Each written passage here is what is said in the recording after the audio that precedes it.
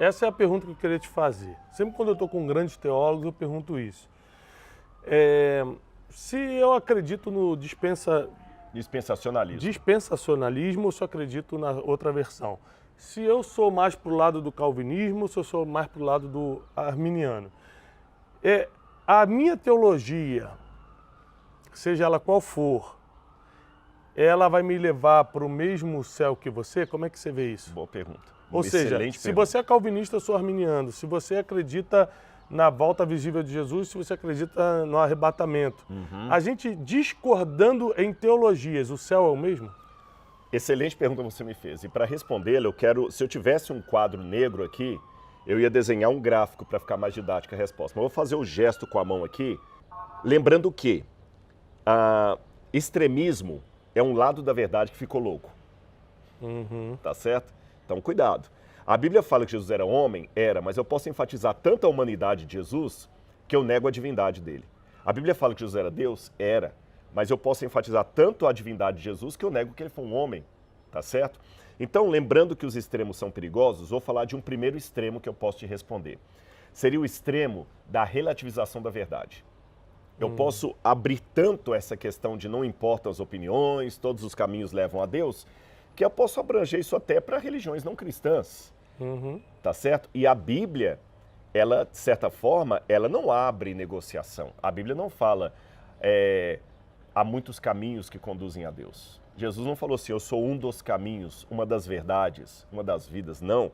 Jesus falou, eu sou o caminho. Quando você lê isso no texto grego, é mais enfático ainda. Ego eimi re rhodos, redzoe, realetheia. Eu sou o caminho, não um dos. A verdade, a vida. Ninguém vem ao Pai senão por mim. Então não posso colocar Jesus, Buda, Ananda Maimá, Maomé, Confúcio e outros mais no mesmo pacote. Tá certo? Então é muito perigoso essa relativização da verdade. Então eu não posso assumir aqui uma espécie de relativização da verdade. Senão eu vou cair numa situação muito complicada.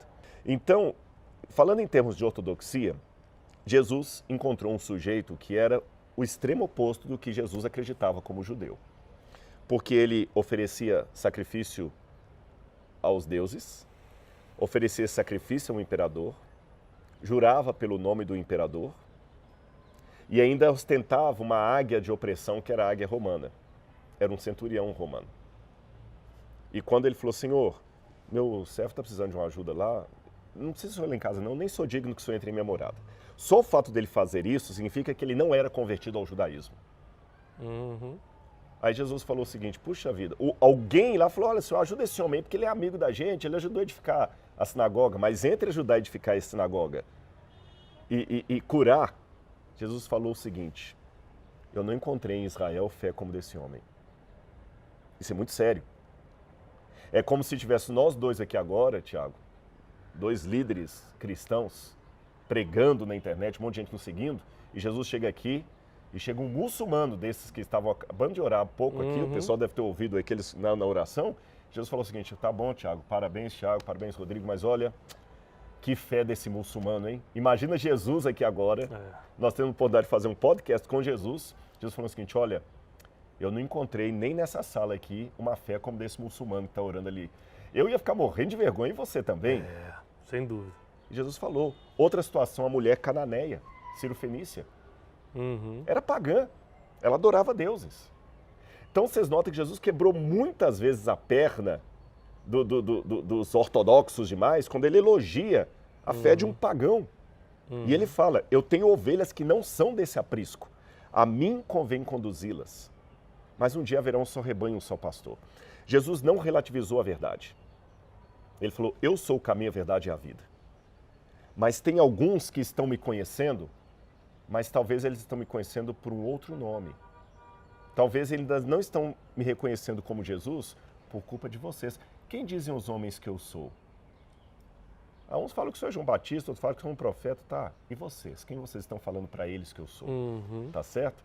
Então, Tiago, eu entendo assim, eu tenho a minha convicção doutrinária, teológica, eu não a relativizo, mas nessa convicção doutrinária o meu papel é testemunhar para você, não convencer você, não acusar você, não ser um advogado de Deus. ser uma testemunha de Deus. E saber que, se eu chegar lá no céu, guardando o sábado, e você chegar no céu guardando o domingo, que legal, nós dois estamos lá. O que eu não quero é ir para o inferno.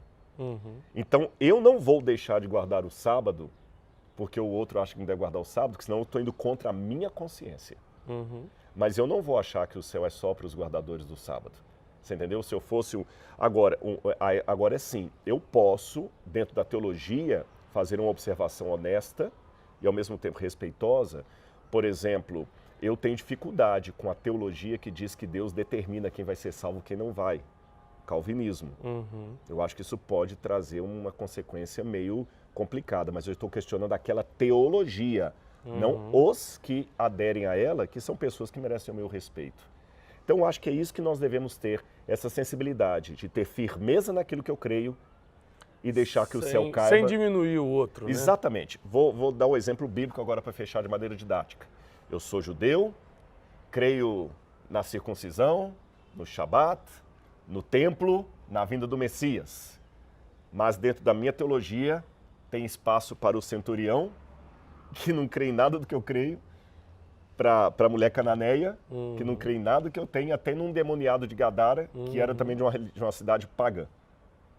Então Jesus não relativizou o judaísmo, mas ele abraçou pessoas que não tinham nada a ver com o judaísmo. Agora, para a gente caminhar para o fim, infelizmente, está escurecendo em Jerusalém, né? É verdade. Uma pessoa que não tem contato com a Bíblia hoje, porque isso tudo que a gente falou aqui é complexo até para quem está claro. Até para quem está muito tempo em contato com o Evangelho, com a Bíblia. Uma pessoa que não tem contato nenhum com a Bíblia, qual o conselho que você daria? Por onde começa? Qual o melhor caminho para a pessoa começar a entender um pouco mais desse novo mundo que é o mundo bíblico? Eu costumo falar o seguinte, olha, a Bíblia está dando certo há 2000 anos. É verdade. Eu vou pela estatística. Mais de 2000 anos, né? É mais de 2000 anos. A nossa Bíblia tem 2000 anos, mas a dos judeus começou bem antes. Há milênios está dando certo, entendeu? E outra coisa, em nenhum lugar os princípios que dão certo aqui são proibidos. Honrar pai e mãe é bonito em qualquer lugar. Lá no Japão é bonito. Falar a verdade não é proibido em nenhum lugar. Em qualquer lugar você pode falar a verdade. Ou seja, tudo que é um princípio milenar está dando certo e não é proibido em lugar nenhum. Todo mundo reconhece as vantagens que isso traz. Então, qual o conselho que o Rodrigo dá hoje para quem está começando agora a trilhar esse caminho bíblico? Ótimo, excelente. E eu estou notando que as pessoas estão cada vez com mais sede da palavra de Deus. Isso é muito, muito legal. E eles veem coisas. Você falou que você fala muito na área de crescimento pessoal, essa coisa toda, mas você é um cristão, você não nega a Bíblia. Quando no santuário a pessoa ia levar o cordeiro para ser sacrificado, ele tinha que colocar a mão sobre o animal, ele tinha que verbalizar, confessar o pecado dele. Aí eu vou no psicólogo hoje, ele fala como é que é importante verbalizar o sentimento. Já estava lá atrás. A questão de honrar o pai e a mãe, a questão de... Deus falou o seguinte, cuidado com o erro dos seus pais, porque passam de pai para filho, essa coisa toda. Então esse livro, ele muda as pessoas. Então vamos lá. A minha sugestão, você não conhece nada de Bíblia, você nunca leu nada, comece lendo o Evangelho de Marcos. Tá certo? Gente, o Tiago já pediu desculpa, nós estamos falando que esses barulhos são normais, nós estamos em Jerusalém. Está no meio da cidade. Está e fique tranquilo, mas fique tranquilo, não é nenhuma bomba, não é nenhum ataque, não. É porque nós estamos perto de uma zona de hospital. Aqui tem um hospital, inclusive, a gente estava falando aqui, que foi construída pela ancestral, pela Vitória Augusta, do rei Charles, né? Rei não, já estou colocando o nome como rei, o príncipe Charles, né? Já matei a Elizabeth. Então aqui tem muito hospital de caridade, vocês vão ver muito barulho de ambulância, tá certo?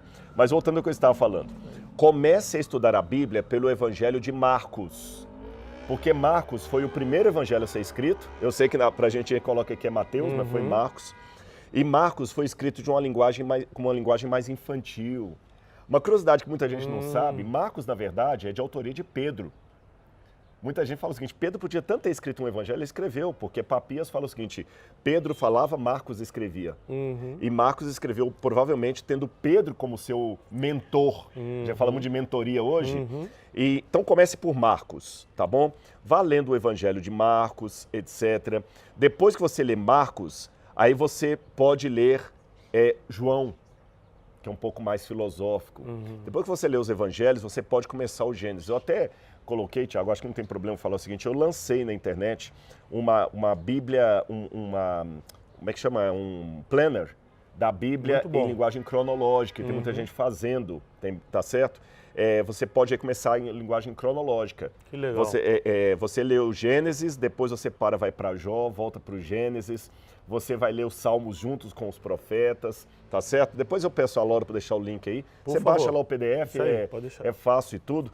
E aí você pode ir aperfeiçoando um pouquinho mais. Outra coisa que você pode fazer, depois dessas leituras, é adquirir várias Bíblias. Hoje nem precisa comprar, você vai na internet, você baixa lá versões no Google, tem um monte de Bíblia. Você pega uma Bíblia mais moderna, por quê? Você não sabe grego, não sabe hebraico. E às vezes a leitura do mesmo texto numa linguagem diferente vai dar uma noção melhor para você. Você pode usar as paráfrases, como a Bíblia, a Mensagem, para você ter uma noção maior. Agora que você já tem uma ideia da história, você quer se aprofundar doutrinariamente na Bíblia. Outra coisa que você pode fazer, se você tiver em inglês, se você lê inglês, você coloca no Google assim, Bible Hub, H-U-B, você tem vários comentários de graça ali, todos em inglês. Tem a Bíblia em hebraico e grego. E para fechar essa minha sugestão aqui de como estudar a Bíblia, coloque no seu planejamento uma vinda para Israel, tá bom? De alguma maneira, pegue, porque quando você está aqui, você vai ver a Bíblia 3D. Olha, só no nosso bate-papo aqui, quanta coisa eu falei assim, olha, aconteceu ali atrás. Se você já sentiu a didática da coisa só apontando, imagina você vindo aqui, viu? Eu acho que vale a pena. Você traz grupos para cá também. Eu sei que você está com cento e poucas pessoas. Gente, venha com o Tiago, viu? Vê como é que ele faz para vir para cá. Se você quiser vir comigo, venha comigo também. Não importa com quem você vem. Você vai aprender muito. Nesse lugar aqui, você vai ler a Bíblia 3D. Não vai precisar de PowerPoint, vai precisar apenas de PowerPoint.